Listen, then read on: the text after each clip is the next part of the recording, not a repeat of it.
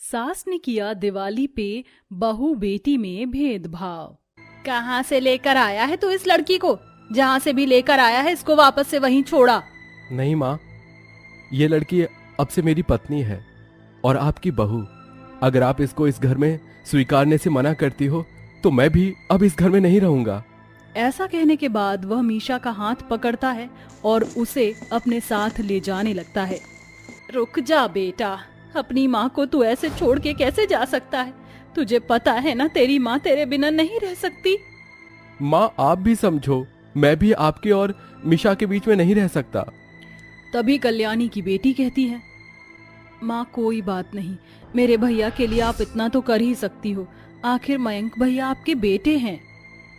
औलाद के सामने तो अच्छा अच्छा झुक जाता है, मैं क्या मायने रखती हूँ। हाँ बेटा, ले आ अपनी पत्नी को इस घर में। कल्याणी के कहने पर मयंक मीशा को घर में ले आता है, जिसके बाद वह उसे अपने कमरे में लेकर जाता है। यहाँ तुम्हें कुछ नहीं होगा, तुम यहाँ आराम से रह सकती हो। आपका बहुत बहुत शुक्रिया। आज अगर आप ना होते तो पता नहीं मेरा क्या होता। जो हुआ उसे अब भूल जाओ और यहाँ अपनी एक नई जिंदगी की शुरुआत करो। मयंक का बर्ताव बहुत अच्छा था, जिसके चलते मीशा बहुत खुश थी और कुछ ही दिनों में उसने घर की सभी जिम्मेदारियों को संभाल लिया था। लेकिन कल्याणी के लिए वह घर में केवल एक अनजान लड़की थी, जिससे वह अपने घर के सारे काम करवा सके। कहीं पर धूल मिट्टी तो कहीं पर गंदगी, इस घर में तो कोई साफ सफाई होती ही नहीं। नहीं माँ जी, मैंने सुबह ही सारी डस्टिंग की है। कोई फायदा नहीं ऐसे काम करके, और दोबारा करो साफ सफाई। तुम्हें पता है ना दिवाली पास आ रही है। लेकिन माँ जी। लेकिन वेकिन कुछ नहीं सुनना मुझे।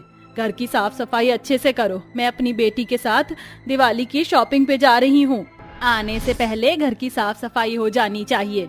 ठीक है माँ जी, बस आप मेरे लिए भी एक साड़ी ले आना। मेरे पास कोई नई साड़ी नहीं है, सब पुराने कपड़े हैं।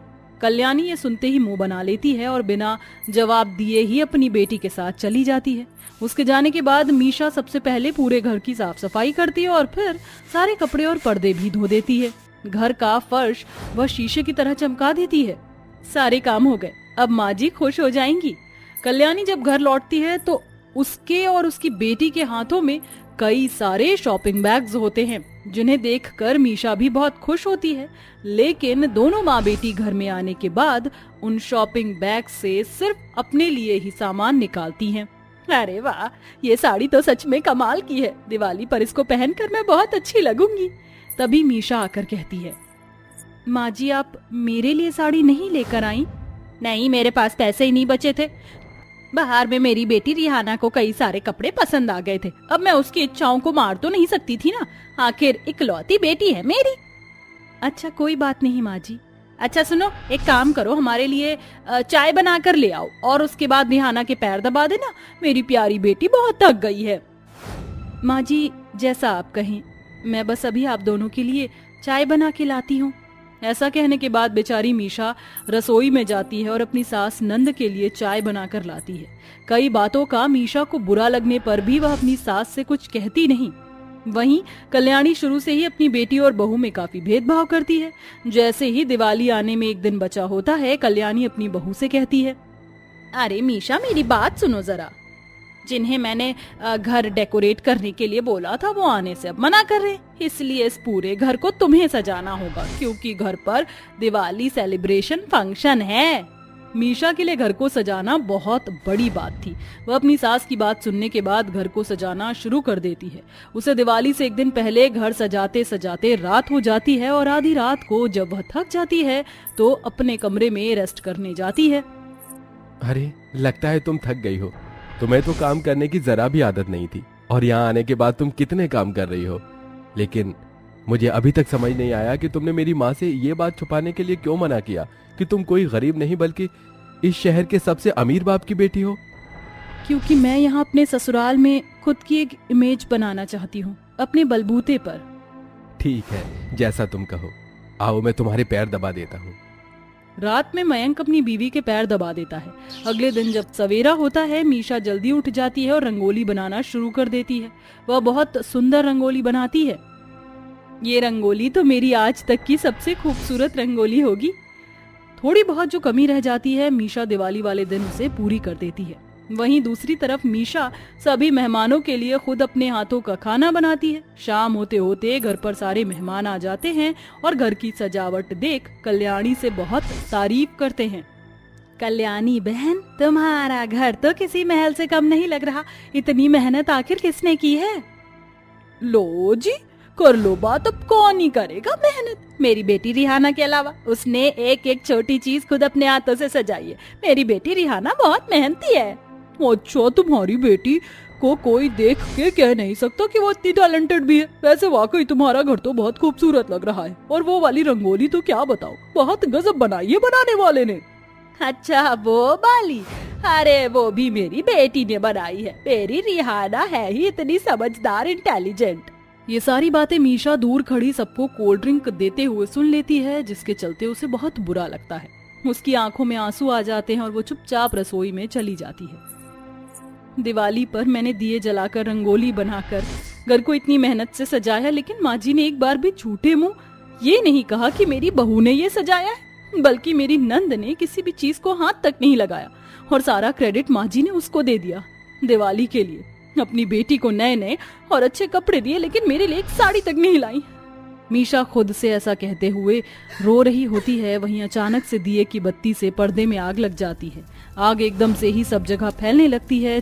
चारों तरफ हॉल में भगदड़ मच जाती है। सभी मेहमान घर से बाहर निकल गए थे, लेकिन धुएं की वजह से कल्याणी को सांस नहीं आ रही थी। वह बेहोश होकर गिर जाती है। तभी उसको उसकी बेटी नजर आती है। अरे बेटी, कहाँ जा रही हो मुझे छोड़कर? मुझे भी बचाओ और यहाँ से बाहर निकालो। अरे पागल हो गई हो क्या माँ? आपने तो अपनी जिंदगी अपने तरीकों से जी ली, लेकिन मेरा क्या? अगर इस आग से मैं जरा भी जल गई तो मेरी स्किन खराब हो जाएगी। ना बाबा ना, मैं आपको नहीं बचा पाऊंगी। ऐसा कहने के बाद रिहाना हॉल से बाहर निकल आती है, जिसके बाद मीशा को रसोई में धुएं की स्मेल आती है। ये धुआं कहाँ से आ रहा है? जैसे ही मीशा रसोई से बाहर निकलती है, चारों तरफ हॉल में आग लगी होती है और वहाँ बीचों बीच उसकी सास कल्याणी बेहोश पड़ी होती है। अरे माँ जी, ये सब कैसे हुआ? माँ जी होश में आइए, आपको कुछ नहीं होगा, मैं आपको बचाऊंगी। मीशा अपनी सास को सहारा लगा के उठा लेती है, जिसके बाद वह उसे घर से बाहर निकालने लगती है। वो दोनों घर से बाहर आते हैं ही कि तभी एक जलती हुई लकड़ी उनके ऊपर गिरने वाली होती है। मीशा उस समय अपनी सास को खुद से दूर करने के लिए धक्का दे देती है, जिसके चलते जलती हुई लकड़ी मीशा के ऊपर गिर जाती है। अरे बचाओ बचाओ, कोई इस बेचारी को बचाओ। तभी सही वक्त पर मयंक आ जाता है और वह मीशा को जलने से बचाता है, लेकिन मीशा कई जगह से जल चुकी थी। मयंक मीशा और कल्याणी को हॉस्पिटल में लेकर जाता है। जैसे ही कल्याणी को होश आता है, मयंक उसे मीशा के बारे में सब सच बताता है और ये भी बताता है कि उसकी जिंदगी मीशा की देन है। मैंने उस बेचारी के ऊपर इतने अत्याचार किए, फिर भी उसने मेरी जान बचाई। मुझे उससे माफी मांगनी है। कल्याणी जब मीशा के पास जाती है तो उसका आधा जला हुआ शरीर देखकर कल्याणी की आंखों में आंसू आ जाते हैं। मेरी खुद की बेटी ने एक बार भी मेरी जान के बारे में नहीं सोचा, और तुमने पराई होकर भी मेरी जान बचाई, जबकि मैंने कभी तुम्हें अपनी बहू के रूप में स्वीकारा नहीं। मुझे माफ कर दे बहू, मुझसे बहुत बड़ी भूल हो गई। आज से तू मेरी बहू और मैं ये भेदभाव कभी नहीं करूंगी।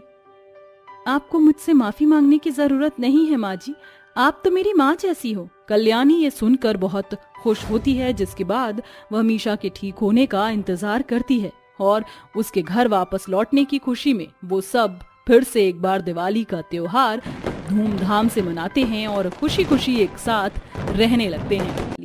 आओ आओ, दोनों का गृह प्रवेश हो गया है। अब से ये घर तुम दोनों का हुआ। सबसे ज्यादा अरुषि तेरा, क्योंकि इस घर के खाना बनाने से लेकर झाड़ू पोछे सिंक में बर्तन रखने का काम तेरा है।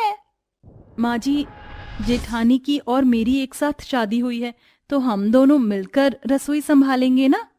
माँ जी इज राइट। अपने दिमाग से ये फितूर निकाल दो कि मैं कोई भी काम करूंगी। मैं यहाँ इतना दहेज लेकर आई हूँ, नौकरानी की पोस्ट करने नहीं आई हूँ। उसके लिए तुम परफेक्ट हो। मतलब माँ जी, आप मुझे गरीब की नजर से देख रही हैं?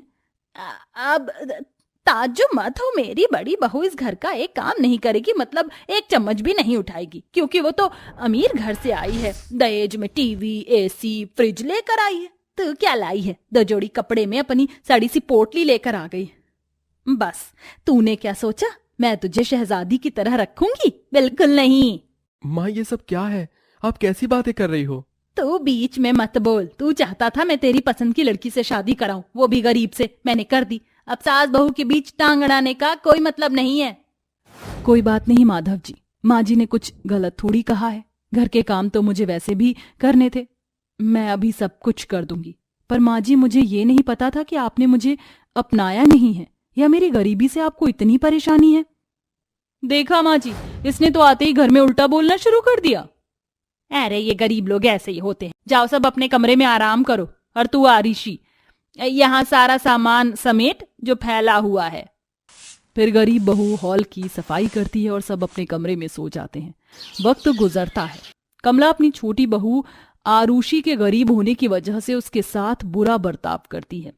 घर का सारा काम वही करती है और जेठानी दहेज लाने के कारण आराम से घर में खाती पीती है। एक जगह बैठे बैठे आरुषि उसको सब लाकर देती थी और फिर दोनों एक साथ प्रेग्नेंट हो जाती हैं। सास ऐसे में भी अपनी अमीर बहू का ही ख्याल रखती है और गरीब बहू से गर्भवती में भी काम करवाती है। उसे पोषण तत्व के लड्डू भी नहीं बनाकर देती है। 8वां महीना चल रहा है। काम करना मुश्किल हो गया है। कम से कम ऐसे में तो जेठानी जी और माँ जी को समझना चाहिए, पर मैं क्या ही उम्मीद करूं। उन्होंने तो गृह प्रवेश के पहले दिन ही मुझे ऐसे कह दिया था। आरुषि, ये लो दूध पी लो। मैं देख रहा हूँ आज मेरी छुट्टी है तो मेरे पास नहीं बैठी और घर का सारा काम कर रही हो। पता नहीं माँ कब समझेंगी तुम्हें। शुक्र है मेरे पास आप तो हैं, मेरा ख्याल रखने वाले, हमारे बच्चे की चिंता करने वाले।